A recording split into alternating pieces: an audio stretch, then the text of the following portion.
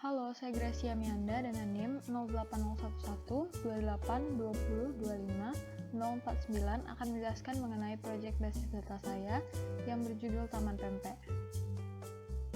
Untuk membuat proyek ini, pertama kita harus pastikan bahwa exam PP yang berada di laptop kita sudah dalam keadaan hidup. Caranya adalah dengan mengklik tombol Start dan kemudian exam PP telah hidup. Dalam proyek kali ini, kita akan membangun sebuah website yang di dalamnya terdapat basis data. Untuk menyimpan data-data yang kita perlukan dalam membangun website tersebut, kita harus menggunakan database. Di sini kita akan menggunakan phpMyAdmin. Untuk membuat sebuah database baru dalam phpMyAdmin, kita klik New, kemudian kita isikan nama database yang kita inginkan di sini. Nah, di sini saya sudah membuat sebuah database bernama Taman Pempek yang terdiri atas beberapa entitas, di mana setiap entitas terdiri atas beberapa atribut lagi. Misalnya, entitas kirim atau tabel kirim yang terdiri atas 5 atribut. Nah, di sini kita lengkapi entitas-entitas yang kita perlukan dalam membangun website Taman Pempek ini. Setelah itu, kita harus menentukan hubungan dari setiap entitasnya atau relasi dari setiap entitasnya. Kita klik Designer. Nah, ini adalah normalisasi dari database yang saya miliki. Tali-tali ini menggambarkan hubungan atau relasi untuk setiap entitasnya. Misalnya, tabel nota dan tabel pembeli memiliki hubungan one-to-many. Artinya, satu orang pembeli bisa memiliki banyak nota dan satu nota hanya dimiliki oleh satu orang pembeli. Selanjutnya, kita akan menuju ke halaman admin atau superadmin. Untuk melakukan login atau menuju ke halaman admin atau superadmin, kita harus memasukkan data username, password, dan level yang sesuai dengan data yang berada di database kita. Nah, misalnya di dalam database yang saya buat, saya sudah membuat sebuah akun dengan nama admin Gracia, username-nya Gras, password-nya 123, dan dia merupakan seorang admin. Berarti kita di sini harus mengisi username-nya dengan Gras, password-nya dengan 123, dan levelnya dengan admin. Misalnya kita akan mencoba untuk memasukkan password yang salah. Kita masukkan ABC sebagai password dan levelnya admin. Dia akan mengatakan login gagal karena password yang kita masukkan tidak sesuai dengan apa yang berada di database. Harusnya passwordnya 123, sedangkan yang kita masukkan tadi adalah ABC, jadi dia tidak akan mau login. Kita coba dengan password yang benar, yaitu username Gras dan passwordnya 123, kemudian kita pilih admin. Kita klik login dan dia mengatakan login sukses. Artinya kita sudah dapat menuju ke halaman admin. Nah, di halaman admin ini terdapat beberapa tabel master yang sesuai dengan database. Kemudian kita dapat melihat laporan transaksi, laporan stok, laporan rating, dan laporan penjualan terlaris. Misalnya kita buka salah satu tabel master, yaitu daftar jasa kirim.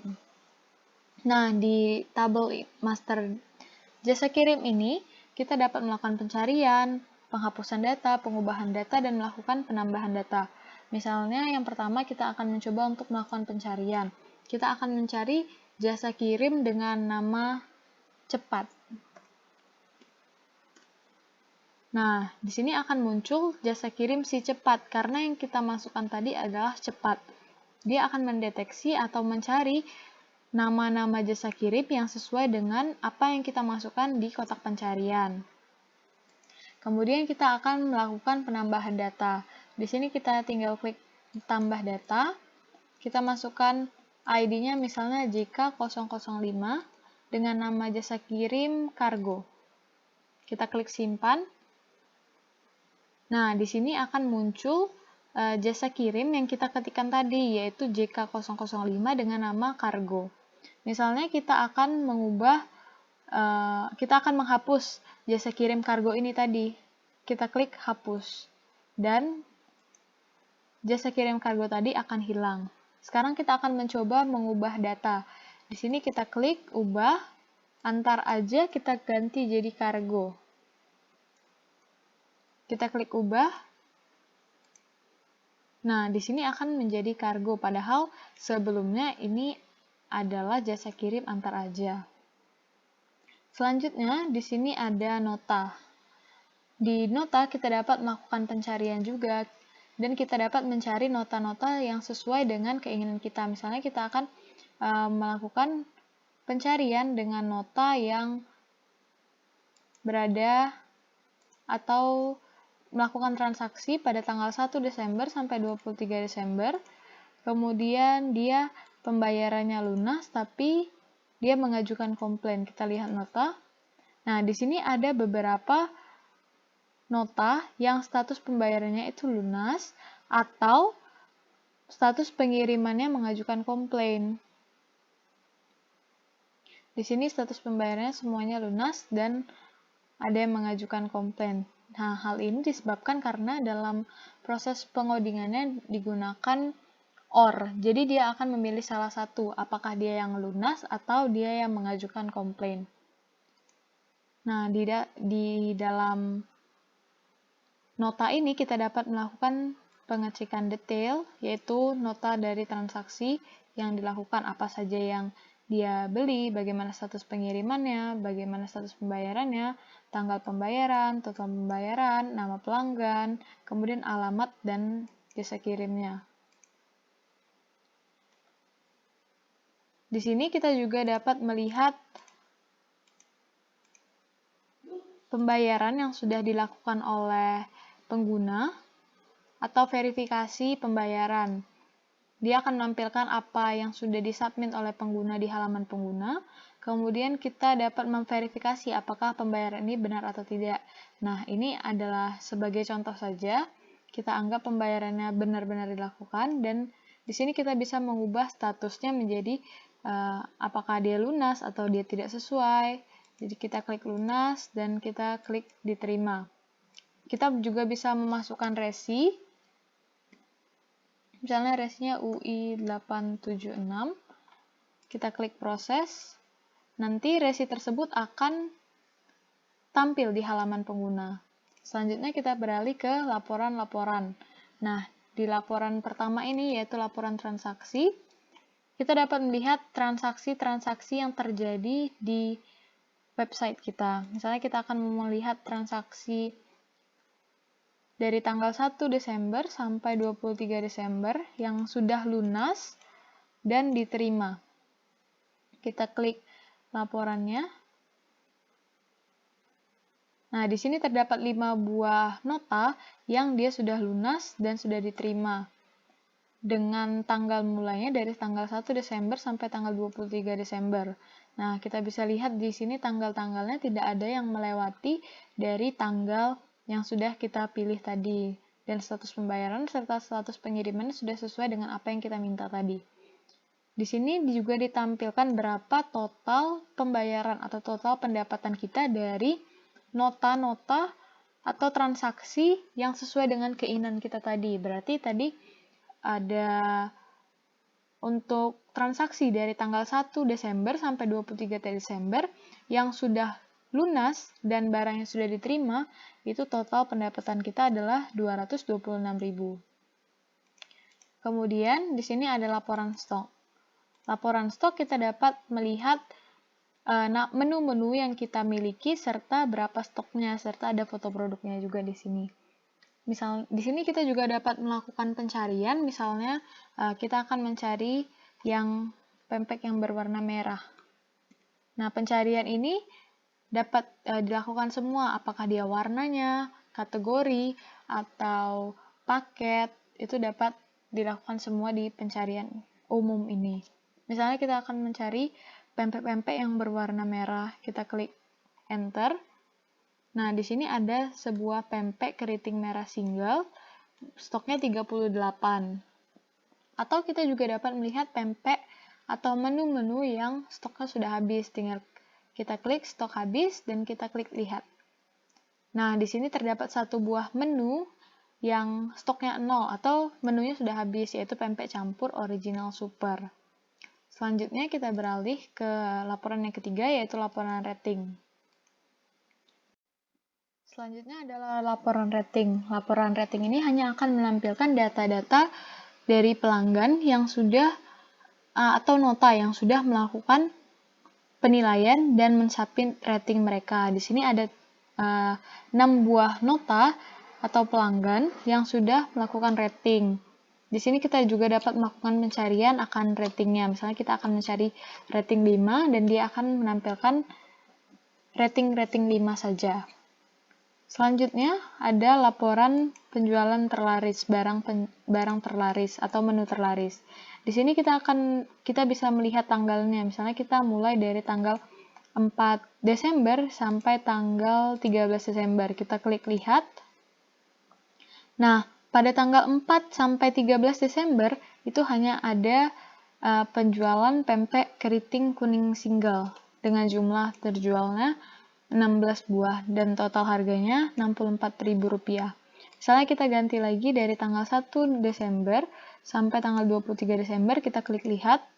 Nah, ini adalah pempek-pempek yang terjual dalam rentang waktu 1 Desember sampai 23 Desember, yaitu pempek keriting hijau single yang terjual sebanyak 38 buah, pempek keriting kuning single yang terjual sebanyak 25 buah, dan seterusnya. Nah, jumlah terjual ini akan diurutkan dari jumlah yang paling banyak sampai yang paling sedikit.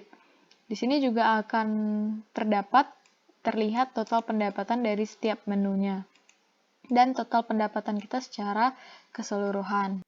Selanjutnya kita akan menuju ke halaman user atau pengguna. Nah, di halaman user atau pengguna ini kita akan diperlihatkan oleh sebuah halaman dinamis atau tampilan yang dinamis, di mana kita dapat menggerakkannya ke kanan ataupun ke kiri. Nah, banner ini berisi jenis-jenis pempek yang dijual di Taman Pempek, yaitu ada pempek sayur warna-warni, ada pempek campur, dan ada pempek original. Di halaman pengguna ini, seorang admin juga dapat menuju ke halaman admin. Caranya adalah dengan mengklik tulisan admin yang berada di pojok kiri bawah.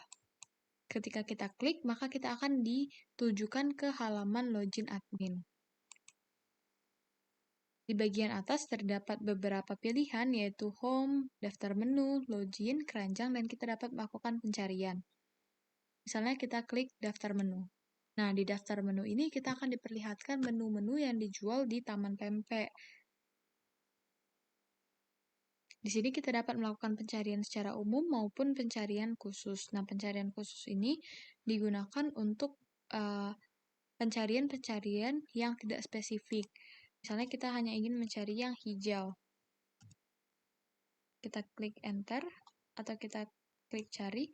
Nah, maka akan ditampilkan pempek yang berwarna hijau. Itu adalah pencarian umum. Sedangkan pencarian khusus adalah pencarian yang sesuai dengan keinginan kita.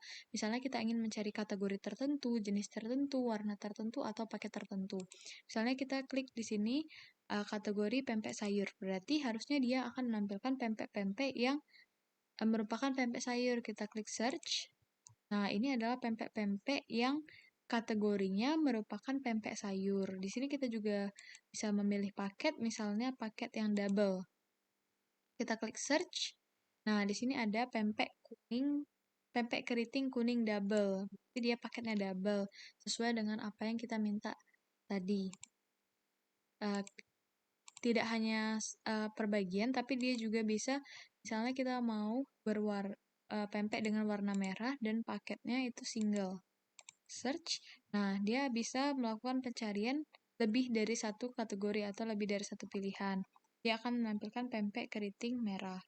Nah, di sini, di bagian menunya ini, terdapat dua pilihan, yaitu beli dan detail. Beli, maksudnya adalah kita memasukkan satu buah menu ke dalam keranjang. Ketika kita klik, akan masuk satu buah pempek keriting merah ke dalam keranjang belanja. Di sini kita bisa lanjutkan belanja atau melakukan check out. Kita lanjutkan belanja. Misalnya di sini saya ingin membeli pempek keriting hijau. Nah, pempek keriting hijau ini kita dapat beli lebih dari satu.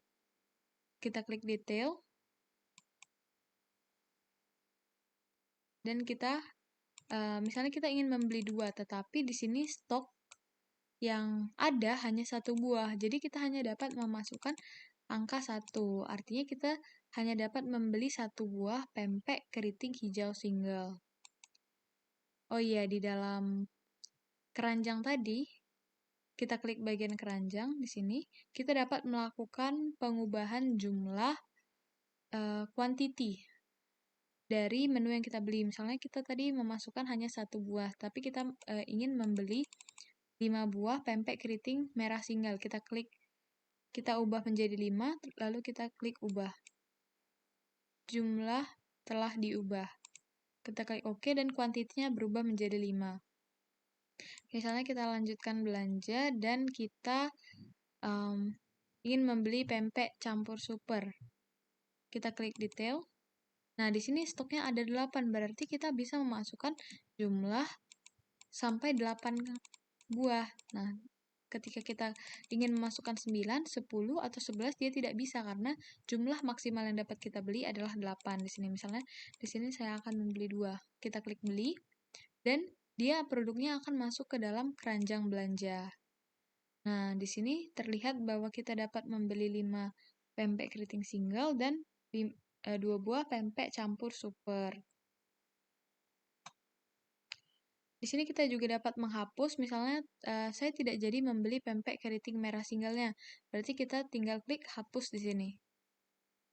Hapus, dia akan hilang, dan yang tersisa hanya 2 buah pempek campur super. Misalnya kita klik check out karena kita sudah selesai belanja. Nah, sebelum melakukan check out, kita akan diminta untuk login terlebih dahulu. Ini adalah login pelanggan, berbeda dengan yang berada di login admin tadi. Jadi, di sini kita akan setiap pelanggan akan memiliki satu akun di mana dia memiliki username dan password tersendiri untuk masuk ke dalam untuk melakukan check out. Misalnya di sini kita belum punya akun dan kita akan melakukan registrasi. Misalnya nama pengguna namanya Chris. Alamatnya Jalan Sumpah Pemuda, Tangerang.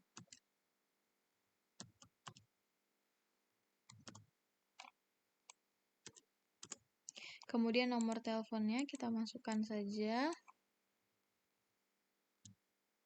Lalu username-nya Chris dan passwordnya juga Chris. Kita simpan. Pendaftaran berhasil setelah akan login. Jadi setelah kita melakukan pendaftaran, hal yang akan kita lakukan selanjutnya adalah login. Di sini kita akan langsung diarahkan menuju ke halaman login pengguna. Di sini username yang kita harus masukkan adalah Chris, sesuai dengan apa yang kita daftarkan pada saat registrasi tadi, dan passwordnya juga adalah Chris. Kita klik login, dan login sukses karena password dan username yang kita masukkan sesuai dengan apa yang berada di database, makanya dia bisa login. Kita klik OK. Nah, dia akan langsung menuju ke halaman checkout. Nama, lengkap, alamat pembeli, dan nomor HP sesuai dengan apa yang kita daftarkan pada saat registrasi tadi. Tadi kita kan mengisinya namanya Chris. Si Chrisnya tinggal di Sumpah Pemuda Tangerang. Nomornya sekian. Nah, itu akan langsung tampil di halaman checkout ini. Jadi si Chris beli 2 buah pempek campur super dengan berat masing-masing 600 gram dan harga satuannya 50.000. Jadi dia harus membayar 100.000 dan beratnya 1.200 gram. Nah, selanjutnya kita harus memilih pengiriman yang akan dilakukan si Chris. Kata tujuan pengiriman. Tadi kan si Chris tinggalnya di Tangerang, tapi dia bisa mengirimkan pempek ini ke alamat yang lain. Apakah di kota yang lain? Itu kita dapat memilihnya di tujuan pengiriman ini. Misalnya dia ingin mengirimkan ke Jakarta. Kita klik pilih, kemudian kita pilih metode pengiriman. Nah, metode pengiriman ini sesuai dengan kota tujuan yang sudah dipilih sebelumnya. Jadi JNE reguler ini akan menuju ke Jakarta dan JNE Next Day ini juga akan menuju ke Jakarta. Misalnya kita pilih kota yang lain, kita pilih Surabaya. Kita klik pilih, maka metode pengirimannya juga akan berbeda. Di sini ada si cepat reguler dan kargo next day. Nah, hal ini dikarenakan setiap kota memiliki pengiriman yang berbeda-beda. Makanya dia berbeda pada saat Jakarta, dan misalnya kita pilih Padang, kota yang lain lagi. Maka metode pengirimannya hanya satu, si cepat next day dengan harga 24.000. Jadi misalnya kita tadi pilih Jakarta. Jadi kita pilih yang JNE next day 24.000. Metode pembayarannya Shopee Pay. Dan alamatnya misalnya Jalan Kenangan nomor 67 Jakarta. RW-nya 67, RW-nya 15. Kita klik check out. Pembelian sukses.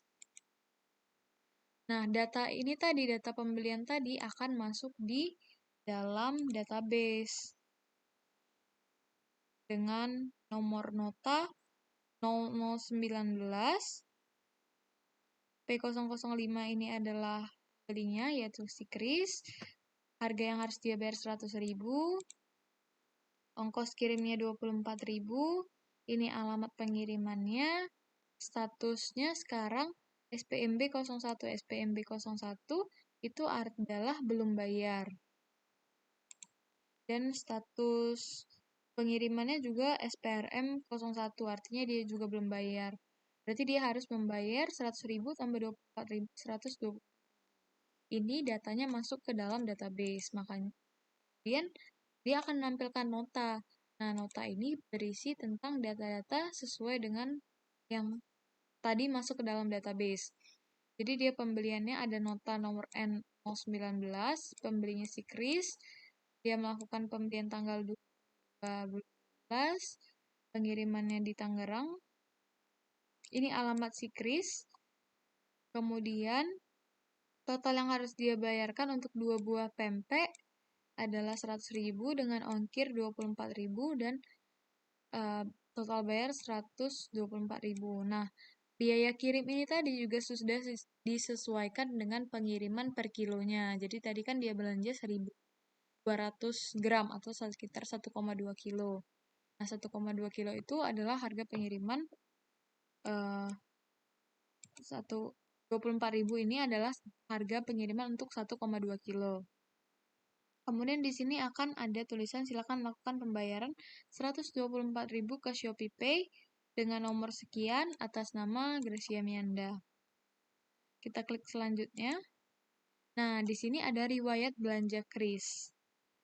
Jadi, pada tanggal 22 Desember, si Chris ini melakukan pembelian dengan total 124.000. Statusnya belum bayar dan status pengirimannya belum dikirim. Jadi, opsi di sini kita bisa melihat nota yang tadi, atau kita juga bisa melakukan input pembayaran. Misalnya di sini kita akan melakukan input pembayaran, kita klik.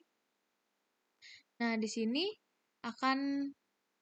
kita akan diminta untuk kirim bukti pembayaran, yaitu 124.000 ke Shopee Pay dengan nomor sekian atas nama Gracia Mianda, nama konsumennya Chris tadi. Nah, misalnya kita masukkan fotonya. Kita masukkan foto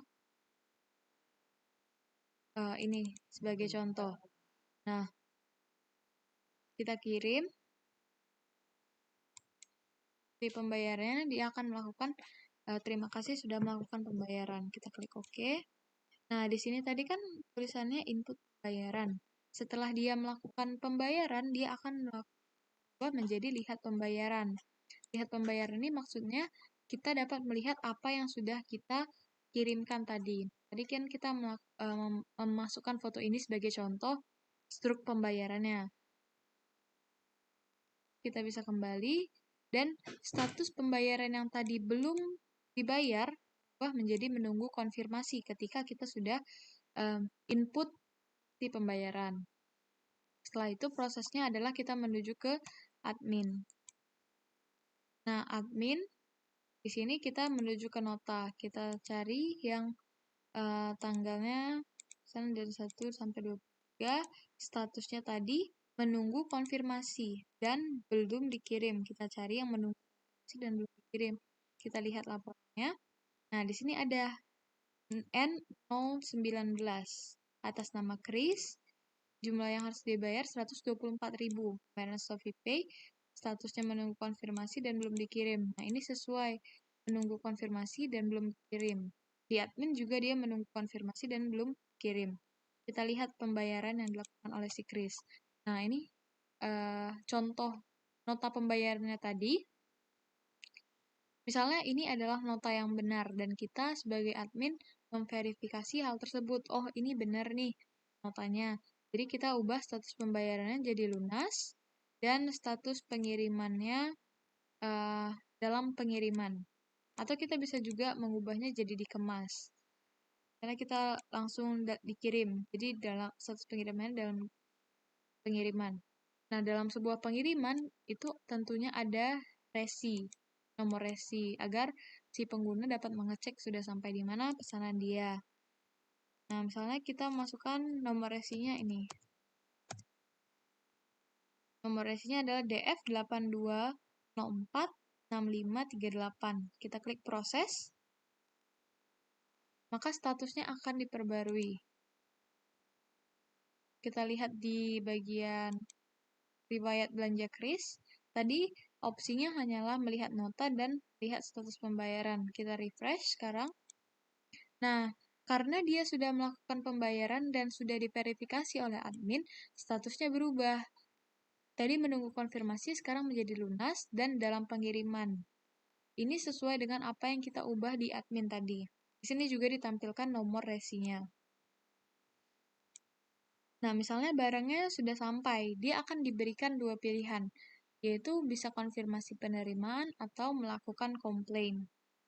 Misalnya si Chris akan kurang puas dengan pempek yang diberikan, maka dia akan melakukan komplain.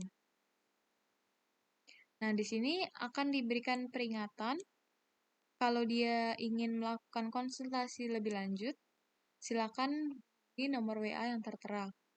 Atau kalau dia memang ingin langsung melakukan komplain, dia tinggal klik komplain di bagian ini.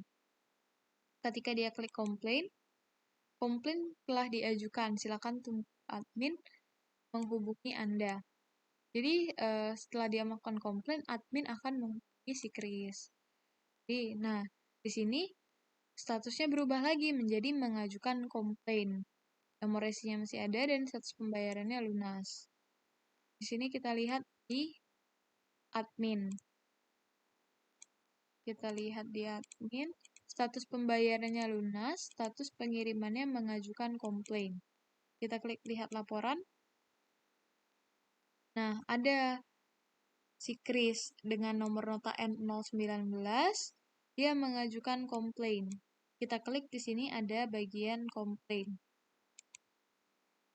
Komplain. Nah, di admin akan diminta untuk menghubungi Chris di nomor WhatsApp atau di nomor telepon yang sudah dimasukkan Chris pada saat registrasi. Misalnya, mereka sudah melakukan chat di WA atau melalui telepon konsultasi.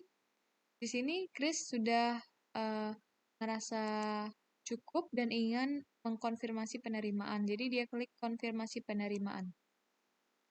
Nah, di sini kalau dia sudah mengisi penilaian dan memberikan rating, artinya dia sudah mengkonfirmasi kalau barangnya memang sudah sampai.